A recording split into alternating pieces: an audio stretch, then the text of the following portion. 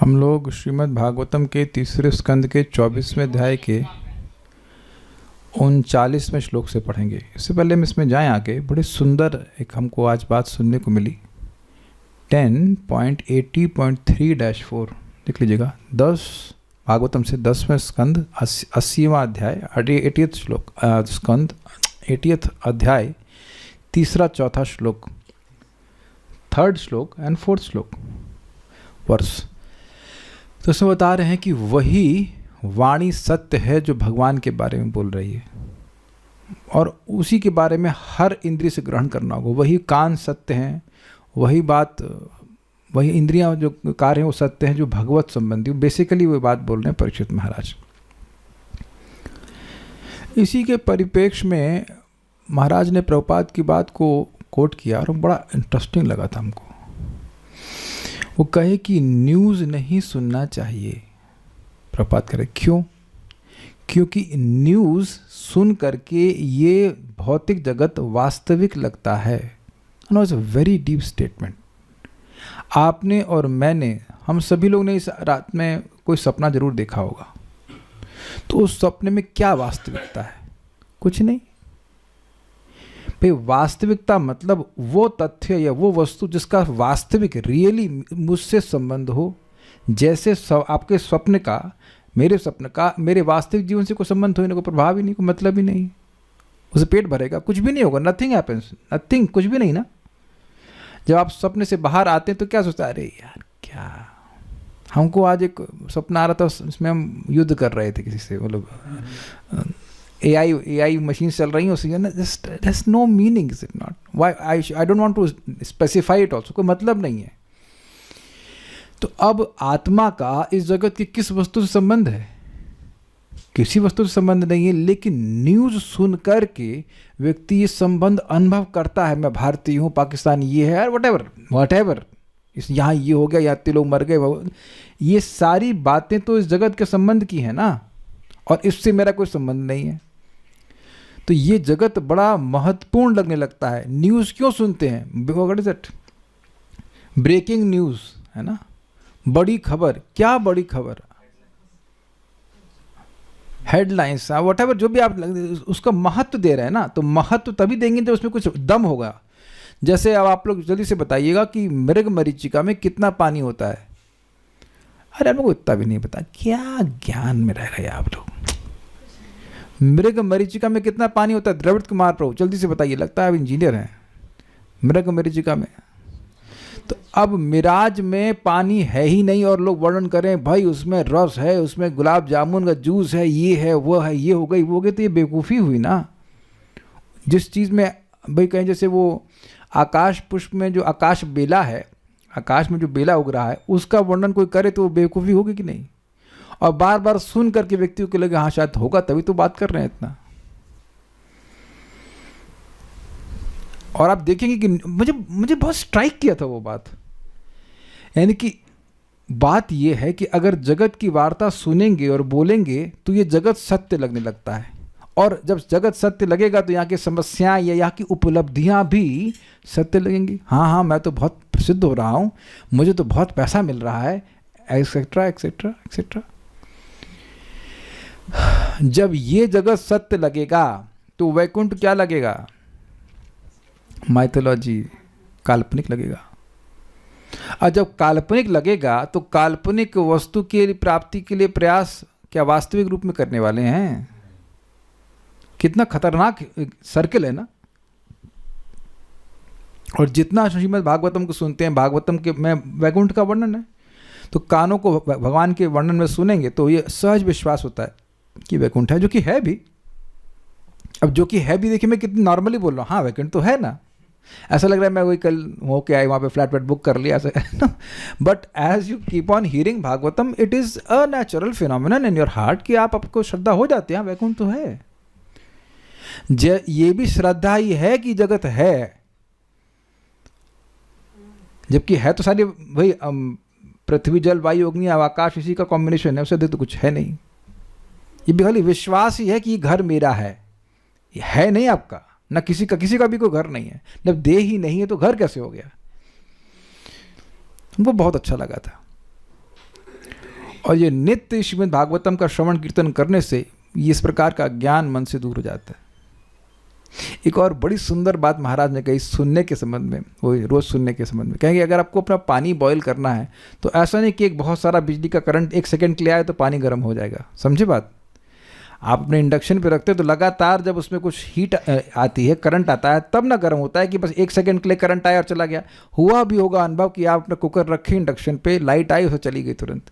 तो मान लीजिए देख एक मिनट की लाइट आई, उसने पानी गर्म किया, उतने में बॉइलिंग पॉइंट पे तो आए नहीं, और उसके बाद फिर लाइट चली गई। तो क्या राजमा उबलेगा आपका, ये चने की दाल या एनीथिंग। अरे आलू नहीं उबलने वाला है तो बाकी छोड़ दीजिए। Now that's the point what Maharaj was very nicely putting is you must hear regularly. जब नियमित रूप से भागवतम को सुनते हैं तब फिर व्यक्ति के हृदय में परिवर्तन वह अनुभव करता है। Very very nice. सो हम उसी बात पे अब आगे बढ़ते हैं। भागवतम को हम लोग यहाँ सुन रहे हैं कि 38 में सुना था हमने, भगवान कपिल देव अपने पिताजी को कह रहे हैं, गच्छ कामम मया पृष्टो मयि संन्यस्त कर्मणा जित्वा सुदुर्जयम मृत्युम अमृतत्वाय मां भज। गच्छ कामम, अपनी इच्छा के अनुसार आप जाइए, कहीं पे भी जा सकते हैं। मया आपृष्ट, मेरे द्वारा आज्ञा प्राप्त करके। मयि संन्यस्त कर्मणा, मुझ में अपने सारे कर्मों को समर्पित कीजिए। और जित्वा सुदुर्जयम मृत्यु, जो सुदुर्जय मृत्यु है उसको जीत कर अमृतत्व के लिए मेरा भजन करो। अमृतत्व का अर्थ था मेरे पार्षद बनो या मेरे धाम की प्राप्ति करो, दोनों अर्थ था। अब यहाँ कह रहे हैं कि इस प्रकार से भजन करने से होगा क्या। मैं, मतलब भगवान कह रहे हैं, मैं जो सभी के हृदय में रहता हूँ, मुझको अपनी बुद्धि के द्वारा अपने हृदय में देख करके तुम विशोक हो जाओगे और भय को छोड़ दोगे। ये रिजल्ट होगा भगवान का भजन करने से। मेरे पीछे बोलिए, मामात्मानं स्वयं ज्योतिः सर्वभूत गुहाशयम्। मामात्मानं स्वयं ज्योतिः सर्वभूत गुहाशयम्। आत्मन्येवात्मना वीक्ष्य विशोको भयं ऋच्छसि। आत्मन्येवात्मना वीक्ष्य विशोको भयं ऋच्छसि। मामात्मानं स्वयं ज्योतिः सर्वभूत गुहाशयम्। मामात्मानं स्वयं ज्योतिः सर्वभूत गुहाशयम्। आत्मन्येवात्मना वीक्ष्य विशोको भयं ऋच्छसि। आत्मन्येवात्मना वीक्ष्य विशोको भयं ऋच्छसि। मामात्मानं स्वयं ज्योतिः सर्वभूत गुहाशयम्। मामात्मानं स्वयं ज्योतिः सर्वभूत गुहाशयम्। आत्मन्येवात्मना वीक्ष्य विशोको भयं ऋच्छसि। आत्मन्येवात्मना वीक्ष्य विशोको भयं ऋच्छसि।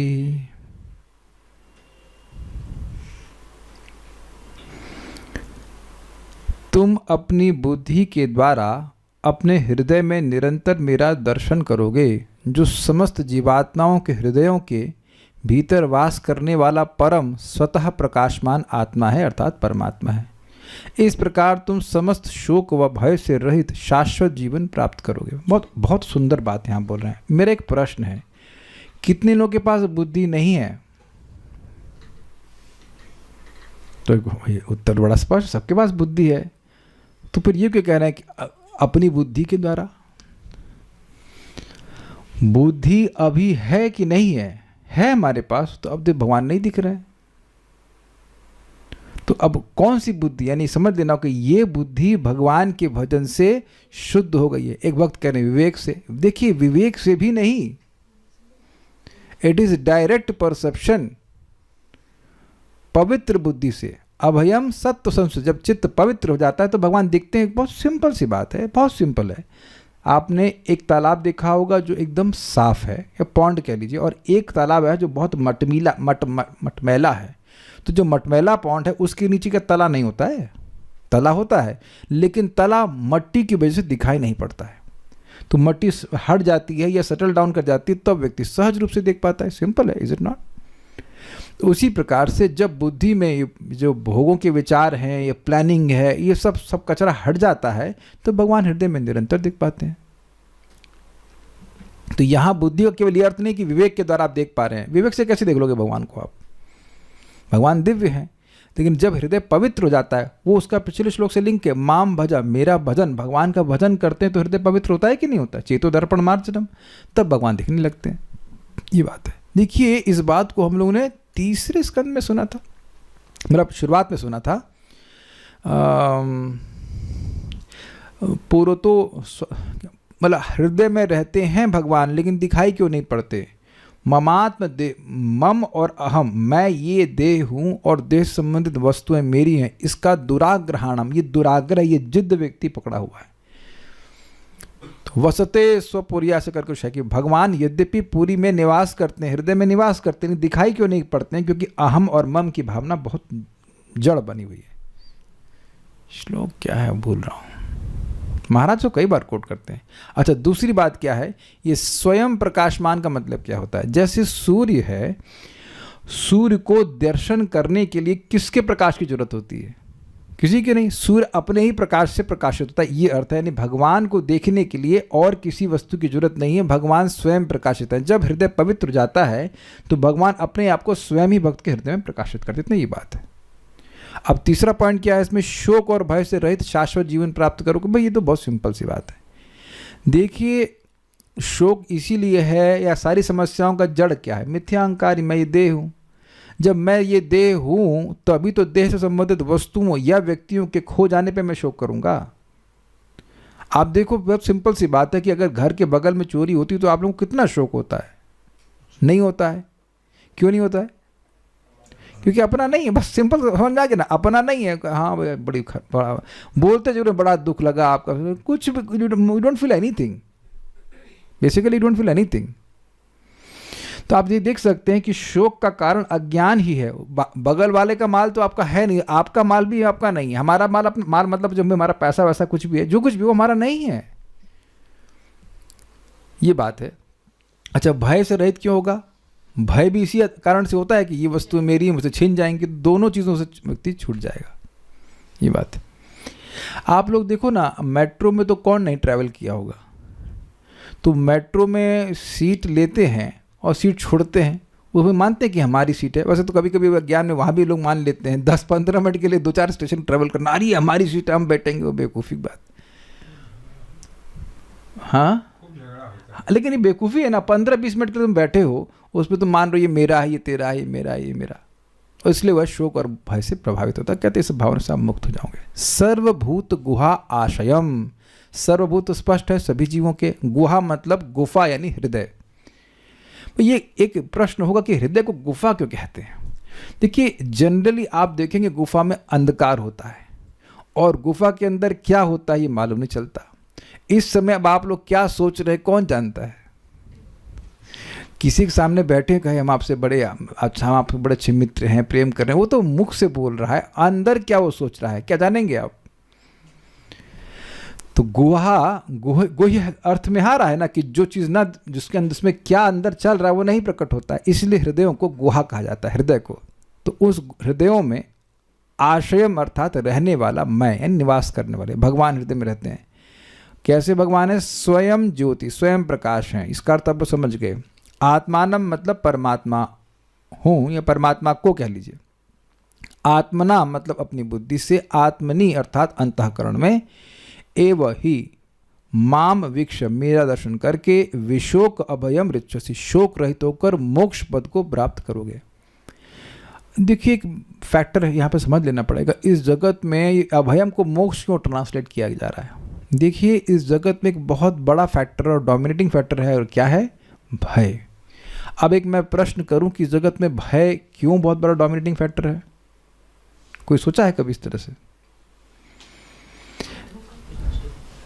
कुछ नष्ट हो जाएगा, सब कुछ नष्ट हो जाएगा, कोई धोखा देगा, जो आज है वो कल नहीं होगा, ये तो है ही। और सही, आप लोग गलत नहीं बोल रहे हैं, लेकिन इसमें एक और चीज़ आपको बताना चाहता हूँ। We are not in control. हम सभी लोग जानते हैं कि हम लोग नियामक नहीं हैं। मैं बोले जा रहा हूँ कि समझ में आ रहा है? आप चाहे गाड़ी चला रहे हो, चाहे कुछ भी कर रहे हो, आपको पता है कि आप और मैं नियामक हैं नहीं। अनसर्टेनिटी तो ठीक है, लेकिन ठीक है, लेकिन आपका कुछ कंट्रोल हो तो अलग बात है। अनसर्टेनिटी क्यों है? आपको कुछ पता भी नहीं है, हमें कुछ नहीं पता है कि अब अगले क्षण क्या होने वाला है कि नहीं? तो भय क्यों नहीं होगा? वैकुंठ में उनको पता है कि वो भौतिक जगत में आने वाले नहीं है, कोई गिरता विरता नहीं यहां से। लेकिन इस हम लोग को तो कुछ भी नहीं पता ना कि हम जिएंगे भी कब तक, है कि नहीं? तो इससे, इस भय से मुक्त हो गए, मतलब मुक्त हो गए। क्या होगा क्या होगा क्या होगा, क्योंकि बार बार ये क्या होगा वो कहां से प्रकट हो रहा है, कुछ कैच कर रहे हैं, इसी भावना से इसी भावना से प्रकट हो रहा है कि मैं ये देह हूं। क्योंकि आत्मा का कुछ परिवर्तन नहीं हो सकता है, लेकिन आत्मा जब तक इस देह से पहचान करता रहेगा तब तक उसको भय होगा ही। क्योंकि आप जानते हैं, ना सतो विद्यते भावो न भावो विद्यते सतः उभयोरपि दृष्टोस्तस्त्वन् यो सत्वर्ष भी। जो असत है, जो भौतिक है, उसका कोई स्थायित्व नहीं है। और जो सत है, जो आत्मा है, जो वो हमेशा शाश्वत है। तो शाश्वत आत्मा निरंतर यही मान के बैठा हुआ कि देह है कि नहीं। और आप देख रहे हैं कि देह निरंतर परिवर्तनशील है, तो भय तो होगा ही ना। देह तो कभी भी नष्ट कर सकते हैं, देह को जलाया भी जा सकता है, सुखाया भी जा सकता है, काटा भी जा सकता है, एवरीथिंग। तो अभयम का मतलब है कि वह अपने स्वरूप में स्थित हो जाएंगे, प्राप्त करोगे, उनको कोई भय नहीं रहेगा। तो इसलिए जब भी हम अपने मन में भय को देखें तो ये समझ लेना चाहिए कि अभी भी हम लोग देह के ही धरातल पे हैं। हम सभी लोग, ऐसा नहीं कि कोई कह सकता कि हम लोग एकदम निर्भय हो गए, it is has to be accepted. लेकिन जैसे जैसे व्यक्ति का हृदय पवित्र होगा, वो अपने आप देखेगा कि मेरे हृदय में तो भगवान है, तो मुझे भयभीत होने की क्या जरूरत है। एक बात हम लोग को समझ लेना होगा कि यद्यपि हमारी प्रोग्रामिंग ऐसी कर दी गई कि जब तुम्हारे पास बहुत पैसे हो जाएंगे तो तुम निर्भय हो जाओगे, लेकिन आप जरा उन लोगों से मिलना जिनके पास बहुत सारे पैसे होते हैं, तो वह भी भयभीत ही रहते हैं। ऐसा नहीं है कि वो भयभीत नहीं रहते। एक मित्र हमारे हैं, उनको जानते हैं, काफ़ी पैसा उनके पास, वो मतलब ऑनलाइन ट्रांजैक्शन नहीं करते हैं। समझ गए ना क्यों? लगता है कहीं चोरी हो गया इतना सारा पैसा, तो फिर थोड़ा सा कहीं एक अकाउंट ले लिया, उसमें तो 20-40 हज़ार रुपये ऐसा मतलब रख दिए हैं, तो उससे ट्रांजैक्शन कर लेंगे, मेन अकाउंट से ट्रांजैक्शन नहीं करेंगे। डर लगता है। तो पैसा है तभी ना डर लग रहा है। माइक पे बोलिए, कुछ पूछना चाहते हैं तो। पैसे की जरूरत होती है जगत में, लेकिन ये कोई सोचे कि पैसा मुझे निर्भय कर देगा, तो ऐसा नहीं हो सकता। हाँ बोलिए।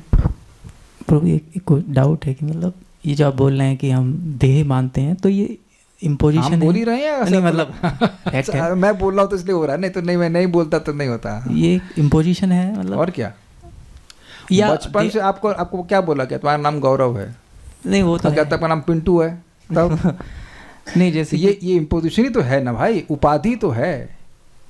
जैसे कभी कभी बोलते हैं कि हम जो आत्मा है वो देह से अपना पहचान करती है। कभी कभी बोलते हैं कि इम्पोजिशन है। इम्पोजिशन मतलब इसका जैसे भूख लगती है या फिर कुछ चीज़ चाहिए, तो सही कह रहे हैं आप, इम्पोजिशन ही है, ये माया ही तो करा रही है।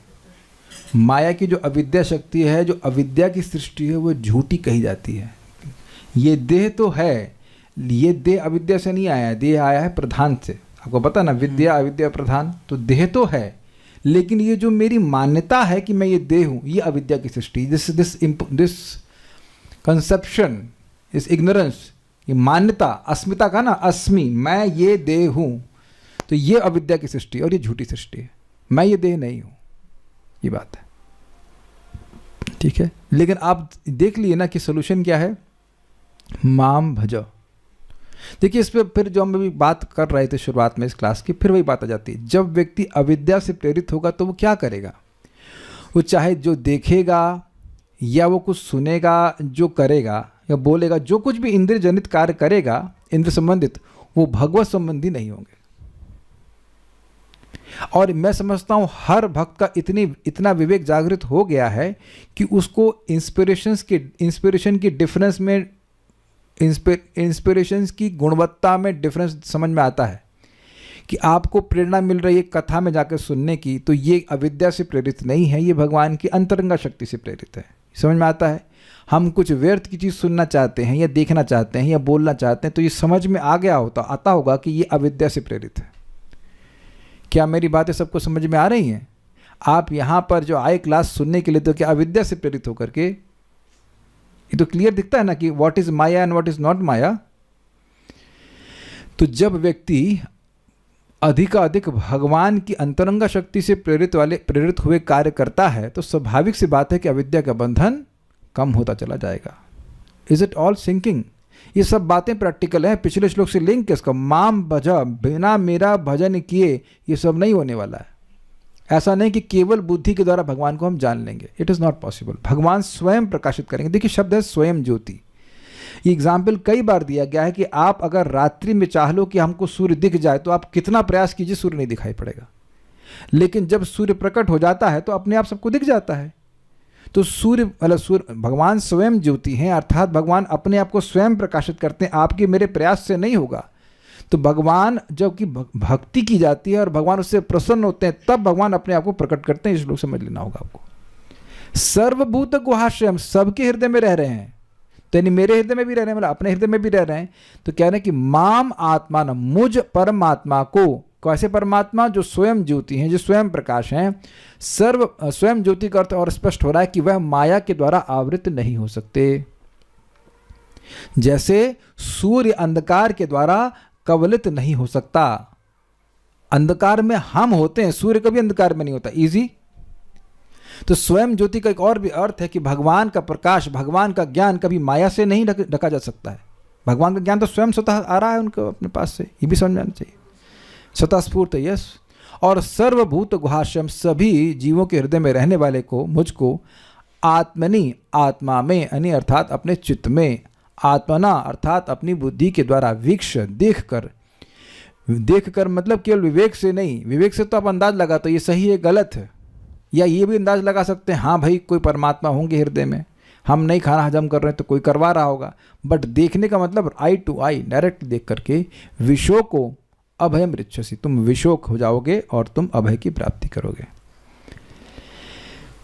श्रीधरी, जब तुम अपनी शुद्ध बुद्धि से अपने अंतःकरण में मेरा साक्षात्कार कर लोगे तो तुम मुक्ति को प्राप्त कर लोगे। सारा दर्शनी, माम आत्मानम अर्थात परमात्मा स्वरूप मुझे, केचित् स्वदेहांतर हृदयावकाशे प्रादेश मात्रम पुरुषम वसंतम, केचित् स्वदेहांतर हृदयावकाशे प्रादेश मात्रम पुरुषम वसंतम, चतुर्भुजम कंजरथांग शंख होना चाहिए, गदाधरम धारणया स्मरन्ति, चतुर्भुजम कंजरथांग शंख गदाधरम धारणया स्मरन्ति। 2.2.8 भागवतम ये कोट कर रहे हैं कि इसका वर्णन पहले भी हुआ है। अन्य लोग शरीर के हृदय प्रदेश में वास करने वाले एवं केवल एक बित्ता परिमाण के 4 हाथों वाले तथा उनमें से प्रत्येक में क्रमशः कमल, रथ का चक्र, शंख तथा गदा धारण किए हुए भगवान का ध्यान करते हैं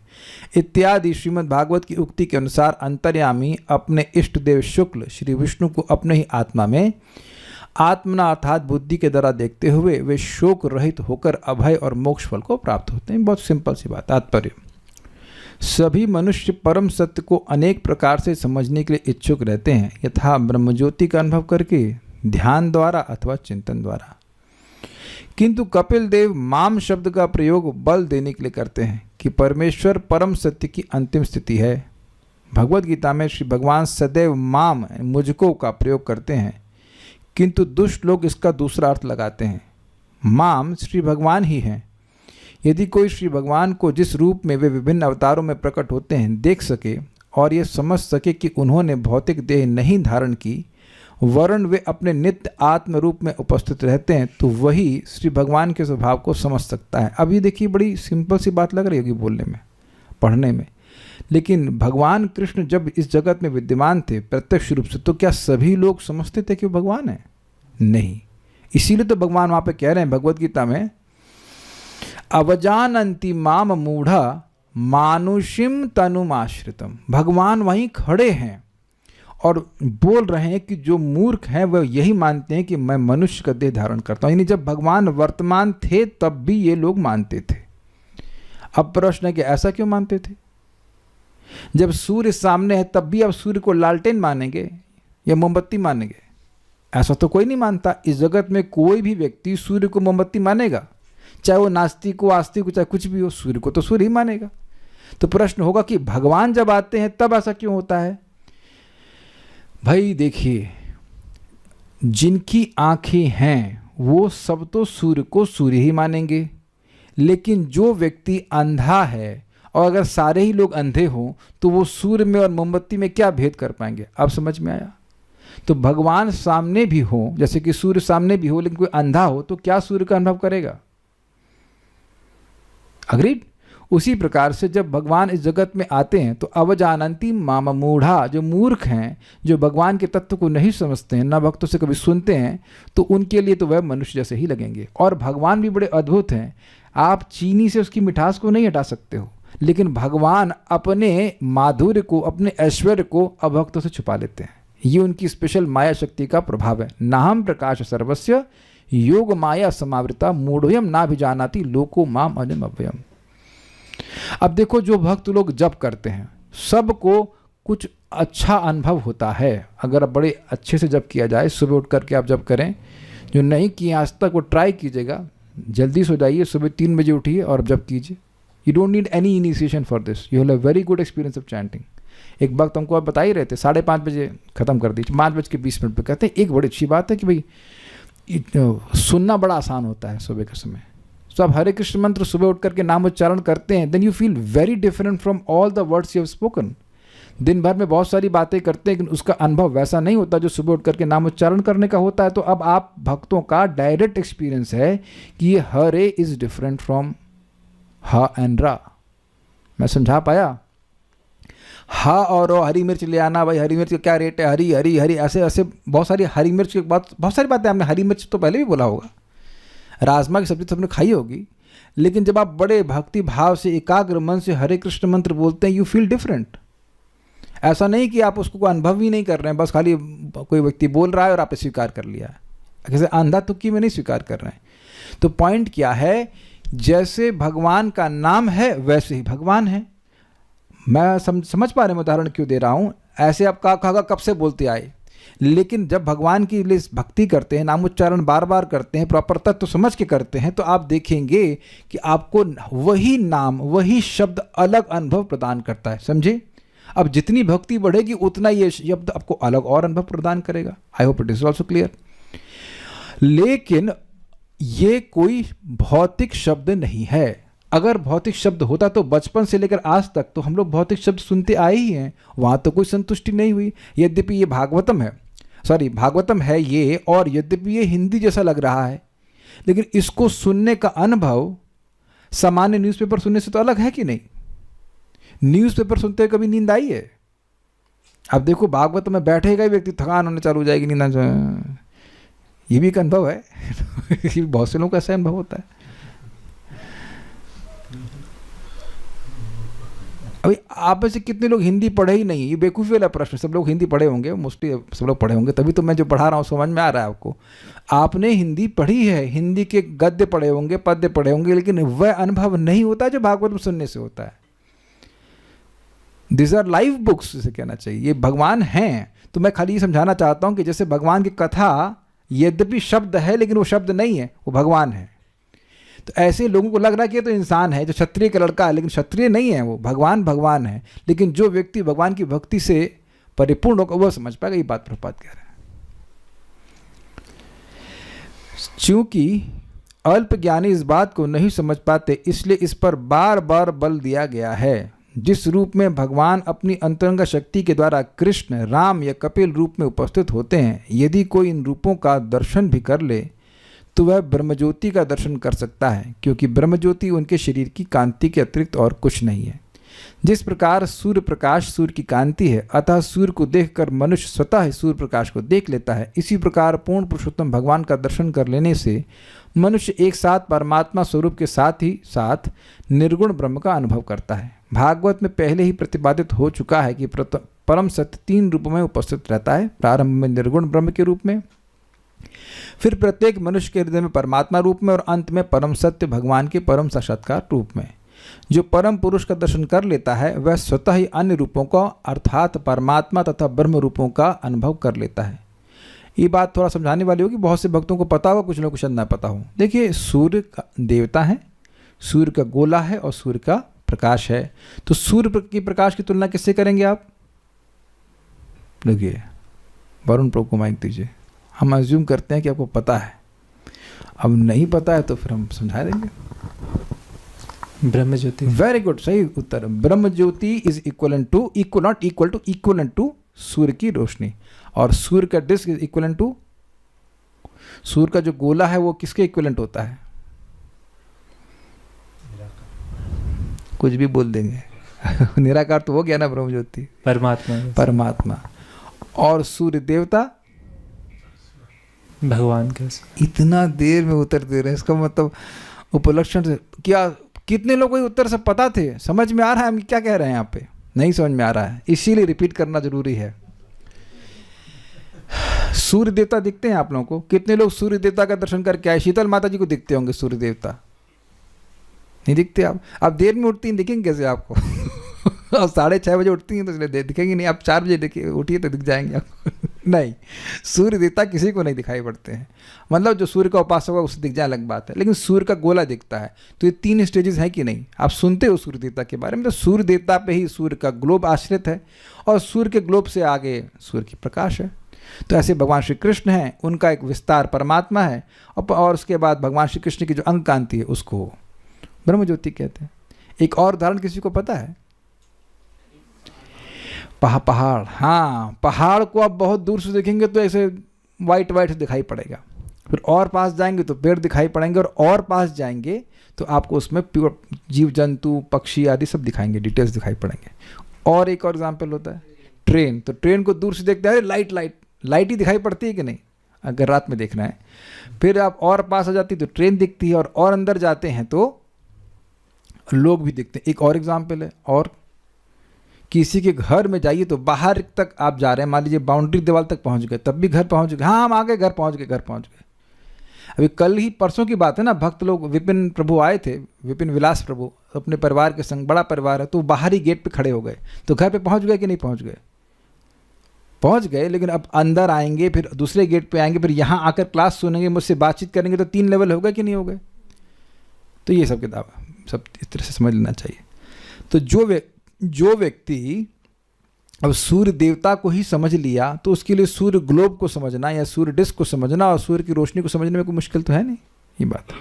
लेकिन जो सूर्य की रोशनी को समझ रहा है वो जरूरी नहीं कि सूर्य देवता को देख ही ले। जैसे कि हम लोग सूर्य देवता के बारे में सुने हैं, लेकिन हम लोग मैक्सिमम सूर्य ग्लोब तक देखे हैं, बस उसके ऊपर नहीं। एक प्रश्न होगा कि परमात्मा भी तो विष्णु स्वरूप हैं, तो परमात्मा का जो अनुभव कर रहा है, जो परमात्मा को देख रहा है और भगवान को देख रहा है, उसमें अंतर क्या है?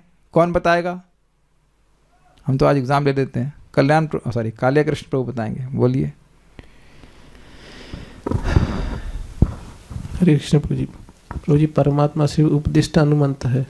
उपदृष्टा और अनुमंता है, मतलब वो देख रहे हैं कि ये क्या चाह रहा है, साक्षी के रूप में। और अनुमंता, ठीक है, अगर तुम्हारा कर्म है तो उसको कर सकते हो। और अपने परमात्मा को तो बता दिया। भगवान में आनंद की अनुभूति भी होती है। क्यों? सही बोला, सच्चिद आनंद, तो भगवान आनंद स्वरूप ही है।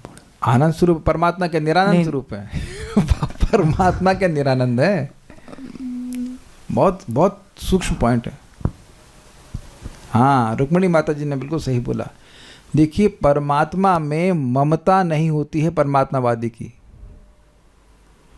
ऐसे देख रहा है बस, भगवान है, कुछ सुख मिलता है, लेकिन ऐसा नहीं कि वो सुख मिलेगा जो उसको सेवा के द्वारा होता है। जब आप किसी की सेवा करते हैं तो ममता होती है कि नहीं? ये मेरे गुरु हैं, या ये मेरे व्हाटएवर मित्र हैं, ये मेरे बेटा है, मेरा होता है, तब तो आनंद आता है कि नहीं? बताइए, आप प्रैक्टिकल देख लीजिए। तो ये ममत्व जो है, ये टेस्ट का आधार है। तो परमात्मावादी जो है वह परमात्मा की सेवा नहीं करना चाहता, वो वस्तुतः परमात्मा में लीन ही होना चाहता है। ये मुख्य उसकी इच्छा है। देखने के बाद लीन हो जाए। लेकिन भगवान की सेवा भक्त करता है। एक और भी बात है, भगवान का जो साक्षात्कार करता है वो हृदय में भी देखता है और सामने भी देखता है। Both things are there. Dhruv Maharaj ने भगवान को अंदर देख रहे थे, फिर भगवान जब सामने आ गए तो अब तब भी आंखें बंद की हुई, तो भगवान ने अंदर वाला पिक्चर बंद कर दी, तो उनको एकदम दुखी हो गए। तो आँख खोले, देखा कि अरे भगवान सामने खड़े हैं। तो भक्त जो है वो अंदर भी देखता है और बाहर भी देख पाता है। तो ये सब बातें हैं। ठीक है, और ममत्व से देखता है कि ये मेरे स्वामी हैं, मेरे प्रिय हैं। ऐसे यहाँ पर विशोको भयम ऋक्षसि शब्द प्रयुक्त है। श्री भगवान के दर्शन मात्र से प्रत्येक वस्तु का बोध हो जाता है। फल यह होता है कि वह ऐसी दशा को प्राप्त होता है जहाँ ना तो शोक है और न भय। श्री भगवान की भक्ति के द्वारा ही इसे प्राप्त किया जा सकता है। एक बात समझनी होगी कि जरूरी नहीं है कि फिजिकली वो भगवान के धाम में जाएगा तभी शोक और भय से रहित होगा। मैं रिपीट करूं, समझ में आया मैंने क्या कहा? ऐसा नहीं कि आप वैकुंठ जाएंगे तभी ऐसा होगा। अविद्या नष्ट हो गई, स्वप्न से बाहर आ गए तो इस जगत में रहते हुए भी व्यक्ति को शोक और भय का अनुभव नहीं होगा। ये बात समझने का प्रयास कीजिए कि शोक और भय जो हमको नॉर्मल लगता है वो एक्चुअली एक झूठी सृष्टि है। जैसे भी हम गौरव प्रभु से डिस्कस कर रहे थे थोड़ी देर पहले, मैं समझा पाया? जैसे आप देखो कि कोई एनर्जी है जो हमें स्वप्न दिखाती है। कितने लोग स्वप्न खुद देखते हैं? प्लीज़ हाथ को खड़ा कीजिए या रिएक्ट कीजिए। How many of you plan कि आज हम ये स्वप्न देखेंगे? जैसे होता है ना, आज हम ये खाना बनाएंगे, आज वो बनाएंगे। तो ऐसे प्लान करके कौन स्वप्न देखता है? तो आप देख रहे हैं कि ये आपके कंट्रोल में नहीं है कि क्या स्वप्न दिखाया जाएगा, बल्कि बहुत बार आप आश्चर्य करते हो, आज बड़ा अद्भुत स्वप्न आया, मतलब वो आपके कंट्रोल में नहीं है। Is it okay? और साथ ही साथ स्वप्न में अभिनिवेश भी कोई एनर्जी करा रही है कि आप वो व्यक्ति हो। क्या ये भी बात स्वीकार्य है?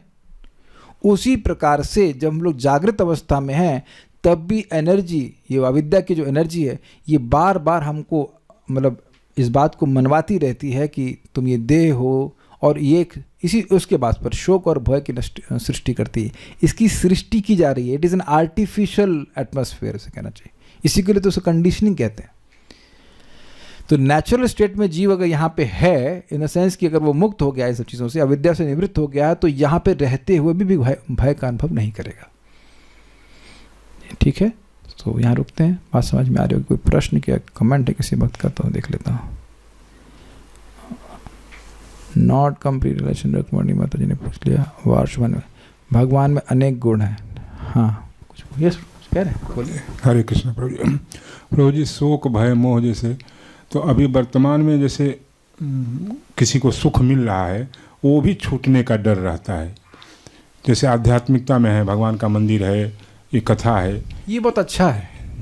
देखिए, भगवान की भक्ति छूटने का डर है तो आप निर्भय होकर भक्ति कर पाएंगे।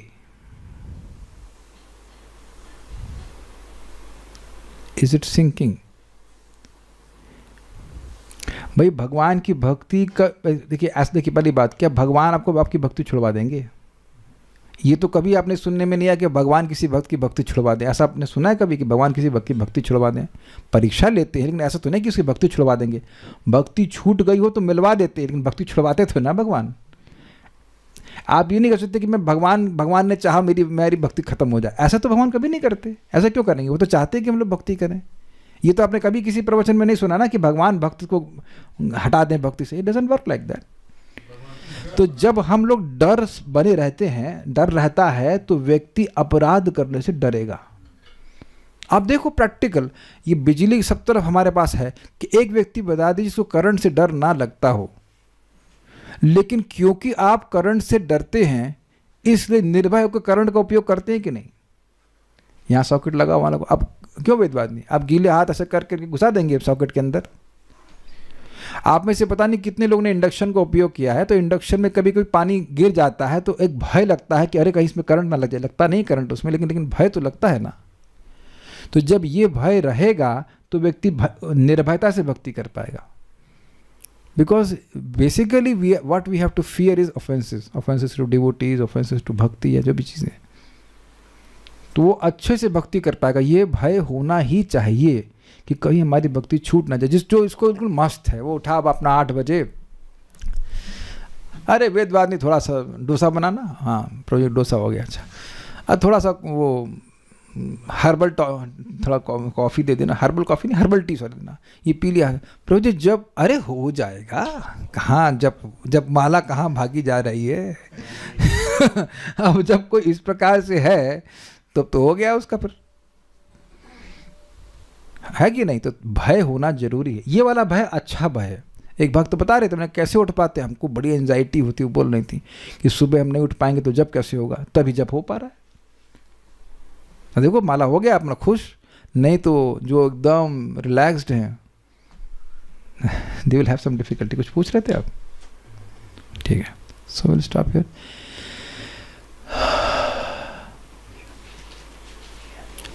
श्रील प्रभुपाद की जय। निताई गौर प्रेमानंदे।